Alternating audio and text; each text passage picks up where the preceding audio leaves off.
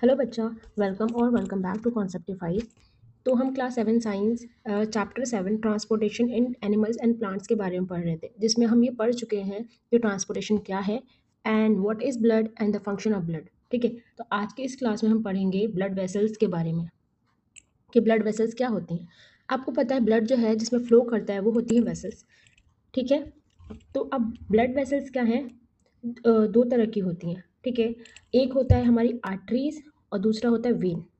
आपको पता है कि हम जब इनहेल करते हैं, एयर इनहेल करते हैं, तो हमारी बॉडी में जाता है और फिर वो हर एक बॉडी पार्ट में जाता है और उस सेम ब्लड ही वापस लेके आता है। लेकिन जब दोनों, ऐसा होना चाहिए कि दोनों ना मिले, यानी कि ऑक्सीजनेटेड ब्लड और डीऑक्सीजनेटेड ब्लड को मिलने नहीं देना है। इसके लिए हमारी बॉडी में आर्टरीज और वेन बनाई गई हैं, जो कि मिक्सिंग ऑफ ब्लड को रोकती हैं, इस चीज़ को अवॉइड करवाती हैं वो। जो आर्टरीज हैं वो क्या क्या होती हैं? उसमें ऑक्सीजन रिच ब्लड आता है और वो हर एक बॉडी पार्ट में जाता है, यानी हार्ट से लेकर के हर एक बॉडी पार्ट में जाता है। ठीक है, तो यहाँ पे जो है आर्टरीज, वेन और कैपिलरीज में डिफ्रेंशिएशन है। आप ध्यान से देखो कि इनका जो फंक्शन होता है आर्टरी का, वो क्या होता है? ये ब्लड को हार्ट से other part of the body में लेके जाती हैं, और जबकि वेन्स जो है वो बॉडी से कहाँ लेके आती हैं? हार्ट में। और कैपिलरी में क्या है? जो आर्टरी और वेन को कनेक्ट करवाता है वो होता है कैपिलरी। साइज ऑफ ल्यूमेन की अगर हम बात करें, ये होता है ल्यूमेन, यानी कि जितनी ओपनिंग है, तो ये इसकी स्मॉल होती है, क्यों? मोटा होता है। और कैपिलरी का क्या होता है? बहुत ही ज़्यादा स्मॉल होता है। अगर हम वॉल की बात करें तो ये थिक होती है, क्योंकि इसे जो है वो हार्ट से डायरेक्टली हार्ट पंप करता है ब्लड को, तो ब्लड के प्रेशर जो होता है बहुत ज़्यादा हाई होता है। और इसके अलावा जो है ब्लड जो है बहुत ज़्यादा तेज़ी से फ्लो करता है, रैपिड फ्लो होता है इनमें। इसके लिए थिक होना, इलास्टिक होना बहुत ज़रूरी है आर्टरी का, तो ये थिक और इलास्टिक होती हैं। वेन थिनर होता है और कम इलास्टिक होता है, जबकि कैपिलरी जो होती है वो बहुत ही ज़्यादा थिन होती हैं, वन सेल्ड के बराबर होती हैं। ब्लड फ्लो जो होता है इसमें हाई होता है, फास्ट होता है, और बहुत ज़्यादा ब्लड जो है इसमें बहुत ज़्यादा फास्ट होता है, और प्रेशर भी बहुत ज़्यादा होता है, जबकि इसमें थोड़ा स्लो होता है और लो प्रेशर होता है, और इसमें ना के बराबर प्रेशर और जो ब्लड का फ्लो है वो बहुत स्लो होता है। ब्लड टाइप की बात करें तो यहाँ ऑक्सीजनेटेड ब्लड कैरी करता है, एक्सेप्ट पल्मोनरी आर्टरी, जो कि क्या करता है? डीऑक्सीजनेटेड ब्लड कैरी करता है। लेकिन अगर हम वेन की बात करें तो यहाँ ऑक्सीजनेटेड ब्लड फ्लो करता है, और एक्सेप्ट इसमें भी है पल्मोनरी वेन, जिसमें कि ऑक्सीजनेटेड ब्लड फ्लो करता है। इसमें दोनों ही होते हैं। ये carries oxygenated blood to the cells. ठीक है, ये जो है वो ऑक्सीजनेटेड ब्लड जो है सेल के पास ले जाता है, और सेल से जो है डीऑक्सीजनेटेड ब्लड लेके आती हैं कैपिलरीज। अगर हम वॉल्व की बात करें तो वॉल्व क्या होता है? एक ही डायरेक्शन में फ्लो होने देना। दूसरी डायरेक्शन में अगर ब्लड वापस आना चाहे तो उसके लिए रास्ता बंद हो जाता है, उसी को हम बोलते हैं वॉल्व। तो इसमें कोई भी जो है वो वॉल्व प्रेजेंट नहीं होता, जबकि सिर्फ पल्मोनरी आर्टरी में ही वॉल्व प्रेजेंट होता है। और ऐसे ही वेन की बात करें तो इसमें पल्मोनरी वेन में वॉल्व प्रेजेंट होते हैं, accept pulmonary vein. Pulmonary vein में जो है वो कोई सा भी वॉल्व प्रेजेंट नहीं होता। तो आई होप कि आपको ये जो है आर्टरी, वेन और कैपिलरी में बहुत अच्छे से समझ में आया होगा। अब इसी के बारे में बताया गया कि जो आर्टरी है उसमें ब्लड का फ्लो बहुत ज़्यादा होता है, और इसलिए जो है क्योंकि इसमें ब्लड प्रेशर भी काफ़ी हाई होता है, इसलिए इसकी जो वॉल होती हैं थिक होती हैं। इसको फील कराने के लिए कि हमारी आर्टरीज़ का जो है वो आर्टरीज़ में ब्लड फ्लो होता है, इसके लिए एक एक्टिविटी कराई गई है। एक्टिविटी में बताया गया है कि आपको जो है अपने लेफ्ट हैंड को लेना है, और लेफ्ट हैंड पे जो है राइट हैंड हैंड का जो इंडेक्स फिंगर और मिडिल फिंगर है वो रख करके और चेक करना है, थंब से चेक करना है। आपको एक हल्का सा थ्रॉम्बिंग मूवमेंट फील होगा। वो ऐसा क्यों है? क्योंकि जो भी हमारी सुपरफिशियल आर्टरीज होती हैं, ब्लड जब फ्लो करता है, आर्टरीज तो काफ़ी डीप भी होती है और सुपरफिशियल भी होती है। तो जो आर्टरी सुपरफिशियल होगी, अगर हम उस पर हाथ रखेंगे और जो बोन के ऊपर होगी, ठीक है, तो उस पे क्या फ़ील होगा? हमें थ्रॉम्बिक मूवमेंट फ़ील होगा, उसमें ब्लड फ्लो हो रहा होगा तो हमें थ्रॉम्बिक मूवमेंट उसमें फ़ील होगा। तो वो क्या है हमारा? उसी को हम बोलते हैं pulse. Number of beats per minute is called pulse rate. 1 minute में कितनी बार वो थ्रॉम्बिक मूवमेंट आपको फ़ील हो रहा है, उसी को हम बोलते हैं पल्स रेट। एक रेस्टिंग पर्सन का जो होता है, अगर कोई इंसान आराम से बैठा हुआ है, तो उसकी जो हार्ट बीट होती है, यानी कि पल्स रेट जो होता है वो कितनी बार होता है? 72 टू 80 टाइम्स होता है। लेकिन अगर कोई इंसान रनिंग करके आया है या फिर डरा हुआ है किसी चीज़ से या फिर लड़ाई झगड़ा हुआ है, तो इन सारे मोमेंट्स में क्या होता है, वो हार्ट रेट बढ़ जाती है, जिसकी वजह से पल्स रेट भी बढ़ जाता है। ऐसे जो है आपको चेक करना होता है, आपको फ़ील होगा कि यहाँ पे जो है आपकी ब्लड जो है वो फ्लो हो रहा होगा, आपको फ़ील हो रहा होगा, वहाँ पे हल्का-सा थ्रॉम्बिंग मूवमेंट आपको फ़ील हो रहा होगा। डॉक्टर्स को भी आपने देखा होगा कि यहाँ पे चेक करते हुए, लेकिन आजकल जो है स्टेथोस्कोप है, तो वो उससे भी हार्ट बीट भी मेज़र कर लेते हैं, लेकिन पल्स रेट जो है वो यहीं से पता चलता है। अब जो आपने एक्टिविटी की है, उस एक्टिविटी को आप अपने क्लास के बच्चों से भी बोलेंगे करने के लिए, तो यहाँ पे नाम लिखेंगे और उनकी पल्स रेट कितनी है वो यहाँ पे लिखा जाएगा इस टेबल में। अब वेन के बारे में पढ़ते हैं। वेन जो है वो कार्बन रिच ब्लड को जो है ऑल पार्ट से, हर एक बॉडी पार्ट से कहाँ लेके आती है, बैक टू द हार्ट। और इसलिए जो वेन की वॉल होती है वो थिन होती है एज कम्पेयर टू आर्टरी, क्योंकि हमारी बॉडी पार्ट में कहीं भी पंप जैसा कोई सिस्टम नहीं लगा हुआ है एक्सेप्ट हार्ट, तो उधर से पंप करके कोई इतना ज़्यादा फोर्स से नहीं भेजेगा। तो इसलिए वहाँ पे इसकी जो वॉल है वो थिन होती है और कम इलास्टिक होती है, और इनके इनके अंदर जो है वॉल्व प्रेजेंट होता है। वॉल्व क्या होता है, जो बैकवर्ड फ्लो को रोकता है, ब्लड के बैकवर्ड फ्लो को रोकने के लिए वॉल्व लगे हुए होते हैं इनमें, ठीक है, जो सिर्फ और सिर्फ हार्ट के डायरेक्शन में ब्लड को फ्लो होने देते हैं, अपोजिट डायरेक्शन में नहीं होने देते। यहाँ देखो कि जब हम एयर को इनहेल करेंगे, ब्रीथिंग करेंगे, तो क्या होगा, ऑक्सीजन जाएगा किसमें, लंग्स में, और लंग्स से पल्मोनरी वेन के थ्रू होते हुए वो कहाँ जाएगा, हार्ट में। हार्ट उसको पंप करेगा, क्योंकि ऑक्सीजन रिच ब्लड आया है तो उसको पूरी बॉडी में सप्लाई करना है और हर एक सेल तक पहुँचाना है, तो वो कहाँ भेज देगा, आर्टरी के थ्रू होते हुए हर एक सेल में भेजेगा। अब सेल के अंदर जो है वहाँ पे एक्सचेंज होगा, ऑक्सीजन ले लिया जाएगा और कार्बन डाइऑक्साइड जो है उसको दे दिया जाएगा ब्लड को, और यहाँ पे कैपिलरीज में एक्सचेंज होगा।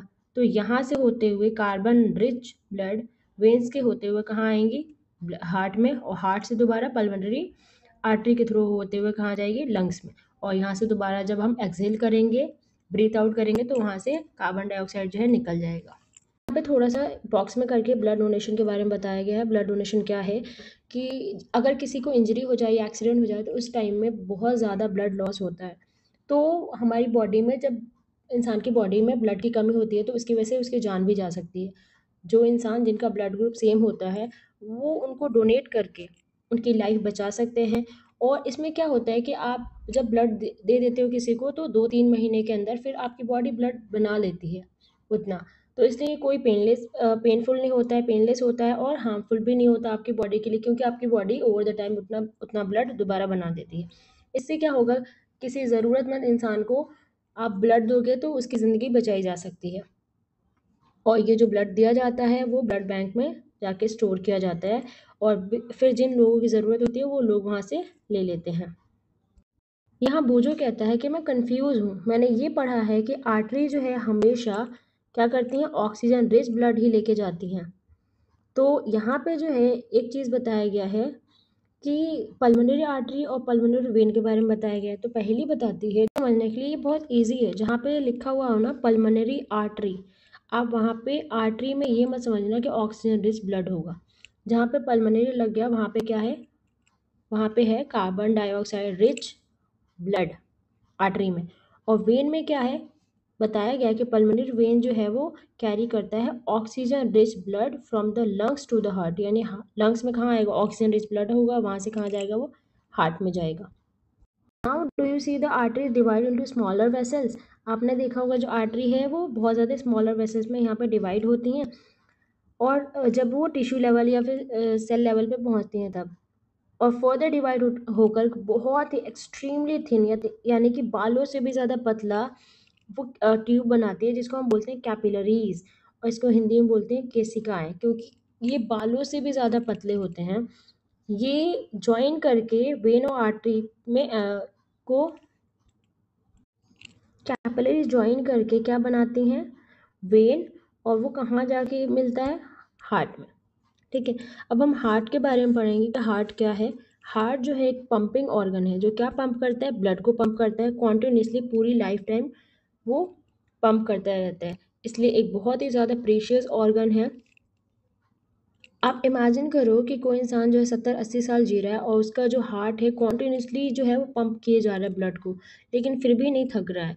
तो वो कितना प्रीशियस ऑर्गन होगा और उसे कैसे डिज़ाइन किया गया होगा, इसकी वर्किंग और इसके स्ट्रक्चर के बारे में हम अभी पढ़ेंगे। बहुत अच्छे से मैं आपको एक्सप्लेन करूँगी, आपको अच्छे से ये समझ में आएगा कि हार्ट जो है वो कैसे काम करता है और ऑक्सीजन रिच ब्लड और कार्बन डाइऑक्साइड रिच ब्लड जो है वो मिक्स क्यों नहीं होते हार्ट में। ये है हार्ट का स्ट्रक्चर। और हार्ट जो है हमारी चेस्ट कैविटी में है, लेकिन ये स्लाइटली जो है लेफ्ट साइड पे है। इसका जो ये लास्ट पोर्शन है वो हल्का सा टिल्टेड है, किस साइड पे, लेफ्ट साइड पे। अगर हम देखें कि हार्ट का साइज़ कितना होता है, तो आप अगर अपनी फिस्ट को ऐसे बंद करें इनवर्ड, तो आपके जो फिस्ट का साइज़ होगा वही आपके हार्ट का साइज़ होता है। अब हार्ट में 4 चैम्बर हैं जो कि मिक्सिंग से बचाते हैं, मैंने आपको बताया। तो अब ऊपर के जो 2 चैम्बर्स हैं उनको हम बोलते हैं एट्रियम, ठीक है बच्चा? और जैसे ये राइट एट्रियम और ये लेफ्ट एट्रियम। जो नीचे के 2 चैम्बर हैं उनको हम बोलते हैं वेंट्रिकल्स, लेफ्ट वेंट्रिकल्स और राइट वेंट्रिकल्स। यहाँ पे कुछ वॉल्व लगे हुए हैं, जैसे कि हमने पढ़ा था कि जो वेन होती है उसमें वॉल्व होती हैं जो कि बैकवर्ड फ्लो को रोकती हैं। अब यहाँ पे आप समझो, यहाँ पे वॉल्व है, यानी कि एक बार इसमें ब्लड एंटर करेगा तो इधर ही आएगा, वापस इधर नहीं जाएगा, ठीक है? इधर नहीं जाएगा, वो इधर ही साइड आएगा। ऐसे ही यहाँ पे जो वॉल्व लगा हुआ है वो इस साइड फ्लो करेगा, वापस इधर नहीं जाने देगा। यहाँ पे भी वॉल्व है। तो यहाँ पे पल्मोनरी वॉल्व, अलग-अलग वॉल्व है, लेकिन अभी अभी जो है आपको नहीं पढ़ना है इसके बारे में, वो हायर क्लासेस में आप पढ़ोगे। यहाँ पे जब ब्लड एंटर करेगा डीऑक्सीजनेटेड ब्लड, तो वो कहाँ आएगा? राइट एट्रियम में आएगा। राइट एट्रियम से वो कहाँ आएगा? राइट वेंट्रिकल में आएगा। राइट वेंट्रिकल से वो यहाँ होते हुए कहाँ चलेगा? चला जाएगा लेफ्ट लंग, और जो है वो पल्मोनरी आर्टरी के थ्रू राइट लंग में चला जाएगा। और फिर उसके बाद जो है वहाँ पे एक्सेल आउट जब हम कर देंगे तो carbon dioxide rich blood, carbon dioxide जो है वो निकल जाएगा नोज़ के थ्रू। फिर हम ब्रीथिंग करेंगे तो उसमें आएगा फ्रेश एयर, जिसमें क्या होगा? ऑक्सीजन। ऑक्सीजन रिच ब्लड जो है वो इसमें एंटर करेगा। कहाँ से? इधर राइट लंग से होते हुए आएगा, और इधर लेफ्ट लंग से होते हुए, और यहाँ राइट लंग से होते हुए यहाँ पे आएगा। और आने के बाद वो कहाँ जाएगा? यहाँ पे लेफ्ट एट्रियम में आएगा, और लेफ्ट एट्रियम से कहाँ आएगा? लेफ्ट वेंट्रिकल में, और फिर यहाँ से होते हुए आर्टर के थ्रू पूरी बॉडी में चला जाएगा वो। ठीक है, तो ये है हार्ट का फंक्शन। और अब यहाँ पहले का क्वेश्चन है कि wonder which side of the blood will have oxygen rich, कौन सा वाला साइड जो है ऑक्सीजन रिच होगा और कौन सा वाला साइड जो है कार्बन डाइऑक्साइड रिच ब्लड आएगा। तो आपको पता है, अभी मैंने बताया किस साइड पे होगा। राइट साइड पे क्या होगा? कार्बन डाइऑक्साइड रिच ब्लड आएगा, और लेफ्ट साइड पे क्या आएगा? ऑक्सीजन रिच ब्लड आएगा। इसको अंडरस्टैंड करने के लिए हम किस साइड से स्टार्ट करते हैं कि कैसे फंक्शन करता है? हम लेफ्ट साइड से स्टार्ट करते हैं, जहाँ पे क्या है हमारा राइट साइड से स्टार्ट करते हैं हम। हाँ, इसको समझने के लिए हम राइट साइड से स्टार्ट करते हैं एरो के थ्रू, जिससे आसानी से हमें समझ में आता है। और वहाँ पे कार्बन डाइऑक्साइड रिच ब्लड जो है वो हम मानते हैं कि यहाँ से हमने स्टार्ट किया है। स्टार्ट करने के लिए हम लेफ्ट साइड से भी स्टार्ट कर सकते हैं, वहाँ पे ऑक्सीजनेटेड ब्लड होगा, लेकिन आसानी के लिए हम एक साइड से स्टार्ट करते हैं ताकि हमारे लिए समझने में आसानी हो। अब हम हार्ट बीट के बारे में पढ़ेंगे कि हार्ट बीट क्या है। जब जो हमारे हार्ट के चैम्बर्स हैं, उसकी जो वॉल है वो मसल से मिलकर बना हुआ है, ठीक है? मसल जो है कॉन्टिन्यूसली कॉन्ट्रैक्ट होता रहता है, यानी सिकुड़ता रहता है और फैलता रहता है, रिलैक्स होता रहता है। इसी कॉन्ट्रैक्शन और रिलैक्सेशन को हम क्या बोलते हैं? Heart beat. हार्ट बीट कैसे फील होगा? आप अपने चेस्ट के ऊपर जब आप अपना हाथ रखते हो लेफ्ट साइड हल्का सा, तो आपको हार्ट बीट फील होता है। लेकिन डॉक्टर जो है, आप डॉक्टर के पास जाते हो तो वो किस चीज़ से हार्ट बीट चेक करते हैं? एक इंस्ट्रूमेंट है जिसको हम बोलते हैं स्टेथोस्कोप। स्टेथोस्कोप को वो यूज़ करते हैं। स्टेथोस्कोप का काम क्या होता है? जो हार्ट बीट है उसको एम्पलीफाई करना, यानी कि हल्की सी को थोड़ा ज़्यादा अच्छे से क्लियर करके सुनाई देना, वो एम्पलीफाई करता है। इसके लिए डॉक्टर जिस इंस्ट्रूमेंट को यूज़ करते हैं हार्ट बीट को सुनने के लिए, उसको हम क्या बोलते हैं? स्टेथोस्कोप। और ये रहा स्टेथोस्कोप का डायग्राम, जो कि एग्जाम पॉइंट ऑफ व्यू से बहुत इंपॉर्टेंट है। इसको हम बोलते हैं चेस्ट पीस। और इससे होते हुए क्या साउंड, इधर जिससे होते हुए आता है वो होता है ट्यूब, और ये होता है एयर पीस, जो कि डॉक्टर कान में लगाते हैं, फिर हार्ट बीट सुनाई देता है। इस एक्टिविटी में आप स्टेथोस्कोप का एक मॉडल भी बना सकते हैं, जैसे कि यहाँ दिखाया गया है। यहाँ पे उसके लिए क्या चाहिए? आपको एक फनल चाहिए जिसका डायमीटर जो है 6 to 7 सेंटीमीटर डायमीटर हो, और आपको यहाँ पे लगभग 20-30 मीटर सेंटीमीटर का एक ट्यूब चाहिए और एंड पॉइंट पे आपको क्या लगाना है, बलून। ठीक है, और बाकी जो है वो हल्का सा एम्पलीफाई करके लगभग थोड़ा सा मतलब आपको ऐसा फील होगा क्योंकि ये एक्टिविटी है तो ऑब्वियसली एग्जैक्ट तो स्टेथोस्कोप का काम नहीं करेगा, बट थोड़ा सा एम्पलीफाई करके वो आपको आवाज़ सुनाई देगा आपको हार्ट बीट का। इस वाली एक्टिविटी में आपको हार्ट बीट और पल्स रेट के बारे में फाइंड आउट करना है। आप अपने क्लास के कुछ बच्चों के यहाँ नाम लिखेंगे और उनका हार्ट बीट जो है वो रेस्टिंग हार्ट बीट और पल्स रेट जो है वो जब वो आराम कर रहे हैं कुछ भी नहीं कर रहे हैं तब चेक करना है, और जब 4-5 मिनट दौड़ दौड़ के भाग के आ रहे हैं उसके बाद उनका हार्ट बीट कैसा है और पल्स रेट कैसा है वो चेक करना है। तो ये ऑब्वियस है, जब इंसान जो है वो दौड़ के भाग के आ रहा है या फिर बहुत ज़्यादा गुस्से में है, बहुत ज़्यादा डरा हुआ है, और इन सब चीज़ों पे भी फैक्टर अफेक्ट करता है, इससे भी हार्ट बीट और पल्स रेट ऊपर नीचे होते रहते हैं। फिर यहाँ पे बताया गया है कि जो ये चैम्बर का जो हार्ट के जो चैम्बर्स हैं उनका रिथमिक हमेशा बीटिंग यानी धड़कते रहना, उसकी वजह से क्या होता है, ब्लड का सर्कुलेशन होता है। अगर वो काम ना करे, अगर वो हार्ट बीट जो है वो बीट ना करता रहे तो उसकी वजह से क्या होगा, ब्लड जो है फ्लो नहीं करेगा, और ब्लड फ्लो नहीं करेगा तो बाकी सारे न्यूट्रिएंट्स और बाकी सारी चीज़ों का जो है बॉडी में ट्रांसपोर्ट नहीं होगा। अब वो जो कहता है कि स्पॉन्जेस और हाइड्रा इन सब में जो है वो ट्रांसपोर्टेशन कैसे होता है, तो इन एनिमल्स में देखो बच्चा, इसमें कोई भी जो है अलग से कोई ट्रांसपोर्टेशन के लिए कोई ऑर्गन नहीं दिया होता है, क्योंकि ये जो है वो वाटर ऑर्गेनिज्म है, वाटर में रहते हैं। तो वाटर का जो फ्लो होता है, वाटर करंट, उसी से इनकी बॉडी में जो है न्यूट्रिएंट्स आते हैं और उसी से वेस्ट मटेरियल भी निकल जाता है। तो इनमें कोई भी स्पेशल ऑर्गन नहीं होता है ट्रांसपोर्टेशन के लिए। फिर यहाँ पे वही बात बताई गई है कि इनकी बॉडी में जो है वाटर एंटर करता है, वाटर जो है वेस्ट मटेरियल को लेके जाता है और कार्बन डाइऑक्साइड को भी रिमूव कर देता है, मूव आउट। और जो एनिमल्स का सर्कुलेटरी सिस्टम जो है इसी तरह से काम करता है। और एक और ऑर्गेनिज्म है जैसे कि अमीबा, अमीबा में जो है डिफ्यूजन के थ्रू होता है। ठीक है, अब एक्सक्रेशन के बारे में पढ़ेंगे कि एनिमल्स में जो है एक्सक्रेशन कैसे होता है। तो कार्बन डाइऑक्साइड जो है वो तो रिमूव हो जाता है हमारे लंग्स के थ्रू, नोज़ के थ्रू होते हुए रिमूव हो जाता है एक्सहेलेशन के दौरान। लेकिन कुछ ऐसे भी अनडाइजेस्टेड फूड होता है जिनको हम इगेशन के थ्रू निकाल देते हैं, जो कि हमने चैप्टर 2 में पढ़ा है। ठीक है, लेकिन और जो हार्मफुल वेस्ट होता है जो कि हमारे ब्लड में है, वो कैसे निकाला जाता है, उसको फ़िल्टर किया जाता है। फ़िल्टर कौन करता है, हमारी किडनी फ़िल्टर करती है, जिसकी वजह से ब्लड जो है, ब्लड में जो भी अगर वेस्ट मटेरियल है वो क्या होगा, रिमूव होगा। यहाँ बताया गया है कि जब सेल जो है वो अपना फंक्शन परफॉर्म करता है तो वहाँ पे कुछ वेस्ट प्रोडक्ट जो है जनरेट होते हैं। इन वेस्ट प्रोडक्ट जो होते हैं ये बहुत ज़्यादा टॉक्सिक होते हैं, इनको निकालना बॉडी से बहुत ज़्यादा ज़रूरी होती है। अगर ना निकाले तो बॉडी प्रॉपर फंक्शन नहीं करेगा और जो है वो सेल्स मरना स्टार्ट कर देंगे। इसी प्रोसेस को, बॉडी के हार्मफुल वेस्ट को निकालने को हम बोलते हैं एक्सक्रिएशन। एक तो जो है वो गैस लेवल पे एक्सक्रीशन होता है जो कि हम नोज़ के थ्रू निकाल देते हैं। दूसरा, डाइजेशन के बाद जो भी चीज़ें बच गई वो क्या हो गया, वेस्ट प्रोडक्ट हुआ, वो इगेशन के थ्रू हम निकाल देते हैं। लेकिन ब्लड के अंदर भी बहुत सारे ऐसे वेस्ट प्रोडक्ट होते हैं जिनको निकालना ज़रूरी होता है। उसके बारे में हम आगे वाले सेक्शन में पढ़ेंगे, excretory system in human beings के अंदर। पैराग्राफ में बताया गया है कि जो हमारे ब्लड के अंदर वेस्ट प्रोडक्ट होता है उसको बॉडी से निकालना बहुत ज़्यादा ज़रूरी है। लेकिन ये कैसे होता है, ये एक मैकेनिज़्म होता है जिसमें क्या होता है, ब्लड फ़िल्टर होता है। लेकिन ब्लड फ़िल्टर कौन करता है, किडनी करती है। किडनी के अंदर जो छोटे छोटे सेल होते हैं, कैपिलरीज होती हैं, वो करती हैं, ठीक है, ब्लड को फ़िल्टर। अब जब ब्लड जो है वो किडनी में पहुंचता है, जो कि हमारे पास दो किडनीज़ हैं, उन दोनों में जो है वो ब्लड में क्या होता है, कुछ यूज़फुल प्रोडक्ट भी होते हैं और कुछ हार्मफुल सब्सटेंसेस भी होती हैं। उन यूज़फुल प्रोडक्ट को दोबारा जो है ब्लड में एब्जॉर्ब कर लिया जाता है और जो वेस्ट प्रोडक्ट होता है यानी हार्मफुल प्रोडक्ट होता है उसको निकाल दिया जाता है, जो कि आप यूरिन के फॉर्म में देखते हो। जो हम यूरिन एक्सक्रीट करते हैं वो क्या होता है, हमारी किडनी द्वारा फ़िल्टर की गई जो वेस्ट प्रोडक्ट होता है जो कि ब्लड को फ़िल्टर करने के बाद निकला है वही होता है। यूरिन से क्या, इसको समझने के लिए कि किडनी जो है वो काम कैसे करता है, एक आप डायग्राम से समझो, आपको ज़्यादा अच्छे से समझ में आएगा।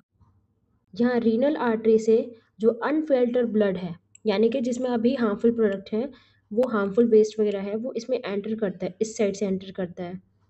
और यहाँ पे जो है छोटे-छोटे जो है वो सेल होंगे और वो यहाँ पे फ़िल्टर होता है। यहाँ फ़िल्टर होने के बाद जब ब्लड फ़िल्टर हो गया तो दोबारा इस वाले आर्टरी से नहीं जाएगा, वो रीनल वेन के थ्रू होते हुए कहाँ जाएगा, वो दोबारा वापस जाएगा। जो ब्लड फ़िल्टर हो चुका है, वो रीनल वेन के थ्रू जो है वो वापस लौट जाएगा, और यहाँ पे जो भी वेस्ट प्रोडक्ट जनरेट हुआ है यानी फ़िल्टर हुआ है, वो यहाँ यूरेटर्स के थ्रू कहाँ जाएगा, ब्लेडर में चला जाएगा और फिर स्टोर होगा, और कुछ टाइम बाद जो है यूरेथ्रा के थ्रू बॉडी से निकल जाएगा। एक्सक्रीटरी सिस्टम में क्या क्या होता है, 2 किडनी होती हैं, इसके अलावा यूरेटर्स और यूरिनरी ब्लेडर और यूरेथ्रा और यूरिनरी ओपन, यहाँ पे पूरा ह्यूमन एक्सक्रीटरी सिस्टम है। ह्यूमन अडल्ट होता है, उसमें 1 लीटर से लेकर के 1.5 लीटर यूरिन जो है वो 24 आवर्स में एक्सक्रीट करता है, बॉडी से निकालता है, जिसमें 95% जो है वाटर होता है, 2.5% जो है वो यूरिया होता है, और 2.5% जो है अदर वेस्ट प्रोडक्ट होता है, जिसमें कि NaCl वगैरह होता है। जब आप स्वेट करते हो यानी कि गर्मियों में जब आपको गर्मी लगती है, और आपने देखा होगा अंडर आर्म्स वगैरह में और शर्ट वगैरह के ऊपर या फिर कपड़ों के ऊपर जो है वो क्या आता है, वाइट वाइट सा दिखने लग जाता है सूखने के बाद, तो वो क्या होता है, वो बेसिकली NaCl ही होता है, यानी सॉल्ट ही होता है। कुछ मैग्नीशियम और पोटेशियम वगैरह भी बॉडी से निकलता है स्वेट के थ्रू। क्वेश्चन पूछा गया, आपने कभी सोचा है कि हमें पसीना आता ही क्यों है? ये हमारी बॉडी का कूलिंग मैकेनिज्म है। यहाँ पे एक एग्जांपल के लिए बताया गया कि जब आप एक अर्थन पॉट में यानी कि मटका में जब आप पानी रखते हो, तो उसमें छोटे छोटे जो है पोर्स होते हैं, जिसके थ्रू क्या होता है, हवा अंदर जाती है और बाकी जो गर्माहट जो है वो निकल जाती है, इवेपोरेट होता है, जिसकी वजह से क्या होता है, वो पानी को ठंडा कर देता है। ऐसे ही बॉडी में से क्या निकलता है, स्वेट निकलता है, तो इसकी वजह से हमारी बॉडी जो है वो ठंडी रखती है। ये बाकी एनिमल्स भी यूरिनेट करते हैं, तो ऑब्वियसली हर एक ऑर्गेनिज्म के अंदर क्या है, वेस्ट प्रोडक्ट निकलेगा ही, क्योंकि हर एक ऑर्गेनिज्म जो है वो अपने न्यूट्रिशन लेता है, तो न्यूट्रिशन जब डाइजेस्ट होने के बाद कुछ ना कुछ वेस्ट प्रोडक्ट निकलेगा, तो उसको बॉडी से निकालेंगे। अब उनकी जो है वो डिपेंड करता है कि वो किस तरह का वेस्ट प्रोडक्ट निकाल रहे हैं, कि उनका इन्वायरमेंट कैसा है, यानी कि उनको पानी कितना मिल रहा है। एग्जाम्पल के लिए जो एक्वाटिक एनिमल्स हैं जैसे कि फ़िश वगैरह, वो एक्सक्रीट करते हैं अमोनिया, और जो कि डिज़ोल्व हो जाता है वाटर में, ऑब्वियसली पानी में रहते हैं, वो अमोनिया निकालते हैं, पानी में डिज़ोल्व हो जाता है वो।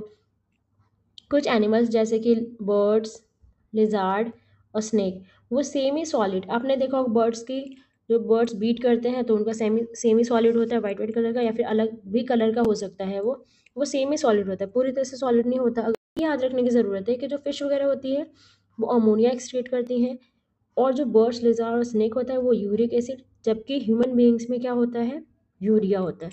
अगर किसी इंसान के जो है किडनी किसी वजह से ख़राब हो जाए, इन्फेक्शन हो जाए, या फिर किसी भी वजह से किडनी जो है फेलियर हो जाए, तो उनकी बॉडी में जो है उनके ब्लड के अंदर वेस्ट मटेरियल जो है एक्युमुलेट होना शुरू हो जाता है, हार्मफुल वेस्ट स्टार्ट हो जाते हैं, जैसे कि यूरिया वगैरह हो गया, और बाकी सारी चीज़ें जो हमने पढ़ी हैं यहाँ पे, यूरिया और बाकी वेस्ट प्रोडक्ट जो है NaCl, पोटेशियम, मैग्नीशियम, ये सारी चीज़ें जो है वो ब्लड में एक्युमुलेट होनी शुरू होती है, जिसकी वजह से वो पूरी बॉडी को ख़राब कर सकती हैं, ऑर्गन्स को फेलियर कर सकती हैं। उसके लिए उनको एक आर्टिफिशियल किडनी के थ्रू उनके ब्लड को क्या किया जाता है, फ़िल्टर किया जाता है, उसी को हम क्या बोलते हैं, डायलिसिस। और कुछ लोग जो है अगर जहाँ पे पॉसिबल होता है वहाँ पे किडनी इम्प्लांट भी कर लेते हैं। तो यहाँ पे आज का टॉपिक कंप्लीट होता है। आज हमने पढ़ा है ब्लड वेसल्स के बारे में, हार्ट के बारे में, और हार्ट कैसे काम करता है, और प्लस ह्यूमन बीइंग्स में कैसे एक्सक्रीशन होता है, यानी कि उनका जो है एक्सक्रीटरी सिस्टम के बारे में हमने पढ़ा। नेक्स्ट वीडियो में हम पढ़ेंगे प्लांट्स के अंदर ट्रांसपोर्टेशन कैसे होता है और उनके अंदर एक्सक्रीशन कैसे होता है। ठीक है, तो फिलहाल के लिए अभी यहीं मिलते हैं नेक्स्ट वीडियो में।